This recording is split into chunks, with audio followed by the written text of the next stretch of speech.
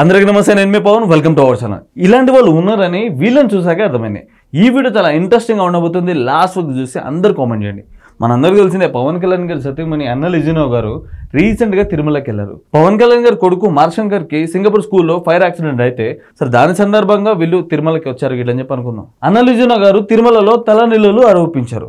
So దీనికి YSRCP party వాళ్ళు తెగ ట్రోల్ చేస్తున్నారు. అసలు దీనిలో ట్రోల్ చేయాల్సిన అవసరం ఏంటి? ఒక్కసారి ఈ వీడియో చూపిస్తాను, దాని తర్వాత మనం మాట్లాడుకుందాము. చాలా ఇంట్రెస్టింగ్గా ఉండబోతుంది ఈ వీడియో.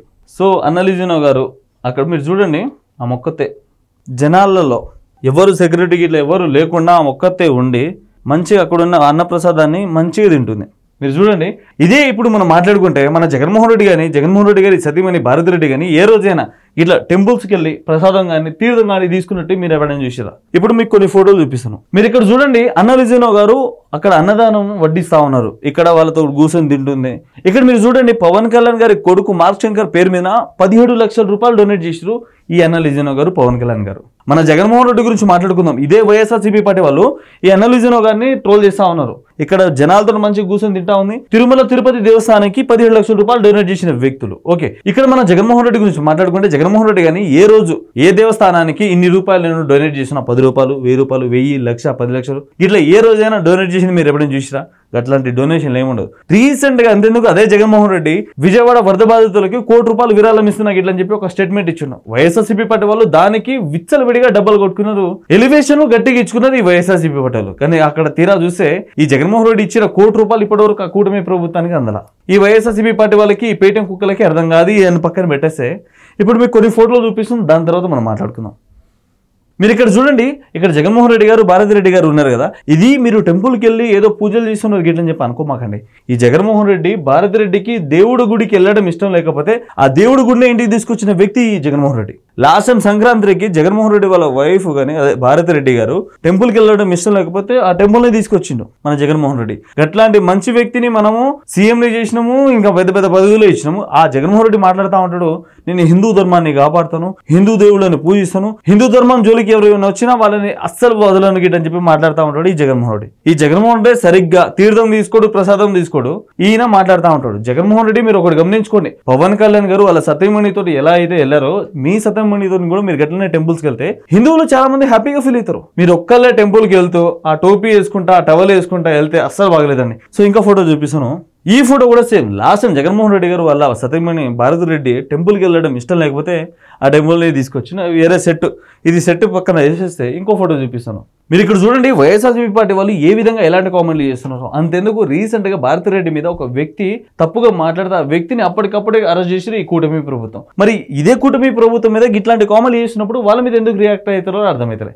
ఒకసారి ఇక్కడ కామెంట్లు చదువుతాను, మీరు చూడండి. గుడి సెట్టు వేసుకునే వాళ్ళకి ఏం తెలుసు టీటీడీ విలువ? నిజంగా గుడి సెట్టు వేసే వాళ్ళకి ఏం తెలుసు టీటీడీ విలువ, తిరుపతి దేవస్థానం విలువ? తిరుపతి దేవుడిని ఇంటికి తీసుకొచ్చిన వ్యక్తిని మనం సీఎం చేసినాము. అట్లాంటి వ్యక్తిని మనం దేవుడయ్యాను, పెద్దోడివయ్యాను, తోపయ్యా గిట్లని చెప్పి ఎలివేషన్ ఇచ్చుకుంటా ఉన్నాం. అరే హిందువులారా, ఇప్పటికైనా మేలుకోండి. తిరుపతి దేవుడిని తీసుకొచ్చిండా మీ జగన్మోహన్ రెడ్డి? అట్లాంటి వాడికి మీరు ఇప్పటికీ సపోర్ట్ చేస్తున్నారు. తిరుమల స్వయంగా భక్తులకి అన్న ప్రసాదం వడ్డించిన అన్న కొన్నిదల గారు, పవన్ కళ్యాణ్ గారు, మీరు ముందే చెప్పినాను, పవన్ కళ్యాణ్ గారి సతీమణి అన్నదానం వడ్డించారు, వాళ్ళతోని కలిసి తిన్నది. అట్లాంటి వాళ్ళని మనం మెచ్చుకోవాలా. అసలు వాళ్ళ రేంజే వేరు. ఈ రోజు తిరుమల అన్నప్రసాదానికి మార్క్ శంకర్ పేరుపై 17 లక్షలు డొనేట్ చేసిన పవన్ కళ్యాణ్ గారు. మీకు ముందే చెప్పినాను, మన జగన్మోహన్ రెడ్డి కానీ ఏ ఒక్క రోజు నేను 10 రూపాయలు ఇస్తున్నా, నేను 100 రూపాయలు ఇస్తున్నా, నేను 1000 రూపాయలు ఇస్తున్నా, నేను 10 లక్షలు ఇస్తున్నా ఇట్లని చెప్పి ఒక్కసారి కూడా డొనేట్ చేయాలి. అదే పవన్ కళ్యాణ్ గారు నేను రీసెంట్గా ఒక వీడియో చేసినాను, 70 కోట్లు అప్పయిండు ఇట్లని చెప్పి. ఇట్లా డొనేషన్లు ఇచ్చుకుంటా పోతే ఎవరైనా అవుతారు. మళ్ళీ ఈ వైసీపీ కుక్కలు మాట్లాడుతూ ఉంటారు, పవన్ కళ్యాణ్ గారు ఎవరెవరికి ఇచ్చారయ్యా, లిస్ట్ మొత్తం ఈరాయా గిట్లని చెప్పి మాట్లాడతారు. అరే అంతెందుకు, రీసెంట్ గా అసలు మ్యాప్ లో లేని ఊరికే రోడ్ ఇప్పించిన వ్యక్తి పవన్ కళ్యాణ్. అట్లాంటి వ్యక్తిని మీరు ట్రోల్ చేస్తా ఉన్నారు. అట్లాంటి వ్యక్తి వాళ్ళ వైఫ్ ని మీరు ట్రోల్ చేస్తా ఉన్నారు. మీ జగన్మోహన్ రెడ్డి వాళ్ళ వైఫ్ ని ఎవరు ఏదో అంటే అప్పటికప్పుడే మీ సోషల్ మీడియాలో వార్ చేసిరు. మరి ఇట్లాంటి మంచి పనులు చేసే వ్యక్తిని అట్లాంటి మాటలు మాట్లాడితే మరి ఎవరు ఊరుకుంటారు? సరే, ఎవరు ఊరుకున్నా ఊరుకోకపోయినా ఆ దేవుడు అనేటోడు ఉన్నాడు, ఖచ్చితంగా చూసుకుంటాడు. అది పక్కన పెట్టేస్తే ఇంకొకటి, 100% ఆవిడ తిరుమల దర్శనాన్ని పీకే రాజకీయాలకి వాడుకోబోతున్నాడు. ఇందులో అస్సలు అనుమానం లేదు. చూస్తూ ఉండండి, త్వరలోనే కొత్త డ్రామా మొదలు పెడతాడు. ఎలాంటి డ్రామా? ఏం డ్రామా? జగన్మోహన్ రెడ్డి హయాంలో తిరుమలలో చాలా ఆవులు చనిపోయినాయి. ఇప్పుడు ఈ జగన్మోహన్ రెడ్డి ఇప్పుడు చనిపోయిన గిట్లని చెప్పి ప్రచారం చేస్తా ఉన్నాడు. మరి మీ వైఎస్ఆర్సీపీ పార్టీ వాళ్ళకి ఏం చేయాలా? మీ జగన్మోహన్ రెడ్డికి ఏం చెప్పాలా? అప్పుడు చనిపోయిన ఆవులన్నింటినీ తీసుకొచ్చి ఇప్పుడు చనిపోతున్నాయి గిట్ల అని చెప్పి సోషల్ మీడియాలో ప్రచారం చేస్తా ఉన్నాడు. ఇట్లాంటి వాళ్ళని జైలు వేయాలా? ఎవడో తప్పుగా మాట్లాడిందని చెప్పి ఆయన కాదు జైలు వేయాల్సింది. ఇట్లాంటి వాళ్ళని ఫేక్ ప్రచారం చేసే వాళ్ళని జైలు వేయాలా? సిగ్గుండాలా? ఇంకోటి చూద్దాం. నాకు ఒక సందేహం, ఆమె గతంలో బీఫ్ తిని ఉంటుంది కదా, క్రిస్టియన్ని ఎలా రాణించారు? ఆమె పెట్టే భోజనం ఎలా తింటున్నారు? మన జగన్మోహన్ రెడ్డి కూడా క్రిస్టియనే కదా, మన జగన్మోహన్ రెడ్డి కూడా బీఫ్ తినే ఉంటాడు కదా. మరి మన జగన్మోహన్ రెడ్డి టెంపుల్కి ఎలా వెళ్ళిండు? టెంపుల్లో అన్నదానం ఇట్లా ఎట్లా పెట్టించిండు? టెంపుల్లో అదే లడ్డూని ఎట్లా తిన్నాడు? అదే టెంపుల్లో చుట్టూ ఎట్లా తిరిగినాడు? మరి అప్పుడు ఎవరు మాట్లాడలేదు ఎందుకు? ఈ వైఎస్ఆర్సీపీ పార్టీ వాళ్ళు. ఇప్పుడే ఈ కూటమి ప్రభుత్వం ఏమైనా చేసినప్పుడే ఎందుకు మాట్లాడుతూ ఉన్నారు? వీళ్ళకి ఐడి లేదు, ఫోటో లేదు, ఏమీ లేదు, మళ్ళీ బయటకు వచ్చి కామెంట్లు చేస్తూ ఉంటారు ఈ వైఎస్ఆర్సీపీ పార్టీ వాళ్ళు. సిగ్గుండాలి కొద్దిగా. నువ్వు ఒకళ్ళ గురించి మాట్లాడేటప్పుడు మన నాయకుడు కూడా క్రిస్టియనే కదా, మన నాయకుడు కూడా అదే కేటగిరీకి సంబంధించిన వ్యక్తే కదా, మరి మనకు ఆ క్వశ్చన్ మనకు కూడా తగులుతుంది ఇట్లని చెప్పి ఆలోచించారా మీ వైఎస్ఆర్సీ పార్టీ వాళ్ళు? కొంచెం కూడా ఆలోచించకుండా ఏది పడుతుంది పెడతా ఉంటారు, మా లాంటి వాళ్ళకి దొరికిపోతారు మీ వైఎస్ఆర్సీ పార్టీ వాళ్ళు. ఇప్పటికైనా మారండి. సరే, ఇంకొకటి చూద్దాం. నాకేదో డౌట్గా ఉంది. సింగపూర్లో ఫైర్ యాక్సిడెంట్ జరగడం, గాయాలు కూడా మనకు ముందే వచ్చి. అరే, మీరు వైఎస్ఆర్సీపీ పార్టీ వాళ్ళకి కామెంట్ చేయడం వచ్చు కానీ చక్కగా పెట్టడం రాదారా? సరిగ్గా చదవడం రాదు, సరిగ్గా పని చేయడం రాదు, సరిగ్గా పాలన చేయడం రాదు. ఇట్లాంటి వాళ్ళనే పేటీఎం కుక్కలుగా తీసుకుంటారు మీ వైఎస్ఆర్సీపీ పార్టీ వాళ్ళు. అరే, కామెంట్ చదవడం మీరు సరిగ్గా కామెంట్ చేయడానికి రాదు కానీ బయటకు వచ్చి మాట్లాడుతూ ఉంటారు. ఈ తుసుగాలు భలే మాట్లాడుతూ ఉంటారు. తలనీళ్ళు ఇవ్వడం, అన్నదానాలు చేయడం, ఒక ముందుకు మళ్ళీ ఈడ కూడా పోయింది. సంతోషమే కానీ గో హత్యలు, అదే చెప్తున్నా, గో హత్యల గురించే చెప్తున్నా. మీ వైఎస్ఆర్సీపీ పార్టీ హయాంలో చనిపోయిన గోవులని ఇప్పుడు చనిపోయినా ఇట్లని చెప్పి ప్రచారం చేస్తున్నారు మీ వైఎస్ఆర్సీపీ పార్టీ వాళ్ళు. నీకంటే పీఠం ఏమో 5 రూపాయలు రాలేదేమో, అది పక్కన పెట్టేస్తే, అది ఇడిచిపెట్టేసే. సరే, ఈ కామెంట్ నాకు నచ్చలా, నేను నాకు చదివి కూడా రాట్లా, అది పక్కన పెట్టేస్తే. ఫైర్ యాక్సిడెంట్ అయితే తిరుపతిలో గుండు కొట్టించడం ఏంటి?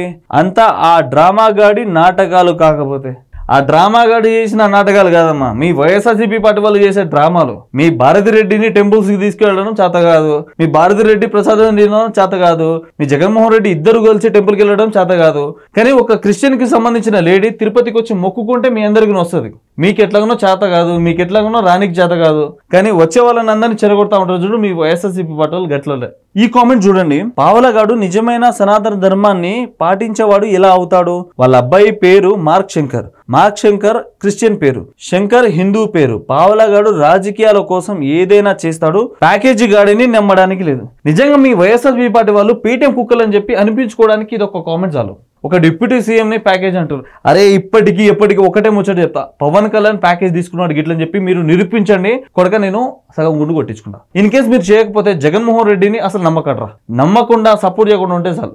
మీరు కనుక పవన్ కళ్యాణ్ గారు ప్యాకేజ్ తీసుకున్నాడు గిట్లని చెప్పి నిరూపిస్తే ఇప్పటికిప్పుడు బట్టలు లేకుండా తిరుగుతా. మీరు నిరూపించలేదు, సపోర్ట్ చేయకుండా ఉంటే చాలా బెటర్. మీ జగన్మోహన్ రెడ్డి ఇప్పటికీ మీకు 5 రూపీస్ పేటీఎం చేస్తానే ఉన్నాడు, అందరికి తెలుసు. అన్ని పక్కన పెట్టేస్తే ఇప్పటికిప్పుడు పవన్ కళ్యాణ్ ప్యాకేజ్ తీసుకున్నాడు గిట్లని చెప్పి నిరూపించండి. దానికంటే మీరు పెద్ద మొగుడు ఇట్లని చెప్పి నమ్ముకుంటా. ఇట్లాంటి కామెంట్లు ఎవడైనా పెడతారు 4 గోడల మధ్యలో. బయటకు వచ్చి అప్పుడు వాస్తవాలు మాట్లాడు. ఇదంతా పాయింట్ ఏంటి? పవన్ కళ్యాణ్ గారు సత్యమని టెంపుల్కి వెళ్ళడం తప్ప, లేకుంటే ఒక క్రిస్టియన్ ఉండి టెంపుల్కి వెళ్ళడం తప్ప, లేకుంటే జగన్మోహన్ రెడ్డి సత్యమని భారతిరెడ్డి గారు ఇంట్లో ఉండి మొక్కుకోవడం, ఇంట్లోనే ఆ దేవుడిని తీసుకురావడం, గట్లాంటి పనులు చేయాలా? రే, మీకైనా సిగ్గుండాలా? అసలు ఈ వైఎస్ఆర్సీపీ పార్టీ వాళ్ళు హిందువులు ఎవరు లేరా? అంతెందుకురా, రీసెంట్ గా సీతమ్మ మెడలో వైసీపీ నాయకుడు తాళి కట్టినరా, అప్పుడే అడిగిపోయినరా? నీ తల్లిని ఎవడో వచ్చి తాళి కడితే ఎట్లుంటది? సిగ్గుండాలా? మళ్ళీ మీరు వచ్చి కామెంట్ చేస్తా ఉన్నారు చూడు, సిగ్గుండాలా? ఈ కామెంట్ మాత్రం హైలైట్. ఇది మాత్రం మీ వైఎస్ఆర్సీపీ పార్టీ వాళ్ళకి, పీఠం వాళ్ళకే ఇది అంకితం. అమ్మని చెల్లిని బాబాయిని మోసం చేసింది ఎవరు? అమ్మని చెల్లిని బాబాయిని మోసం చేసింది ఎవరు? అమ్మ మీద కేసు వేసింది ఎవరు? చెల్లి మీద కేసు వేసింది ఎవరు? బాబాయిని మొత్తానికి లేపేసింది ఎవడు? దీనికి ఆన్సర్ చెప్పండి. బీజేపీ ఈ రోజు అధికారంలో ఉంది, హిందువులు అందరూ ప్రశాంతంగా ఉంటున్నారు. నిజంగా బీజేపీ కనుక అధికారంలో ఉండకపోతే మనం ఖచ్చితంగా పాకిస్తాన్ చేతిలో ఉంటుండే. ఇది మాత్రం పక్క. జగన్మోహన్ రెడ్డి ఆ పాకిస్తాన్ వాళ్ళకి అమ్మేస్తుండే పక్క. ఇది మాత్రం పక్క.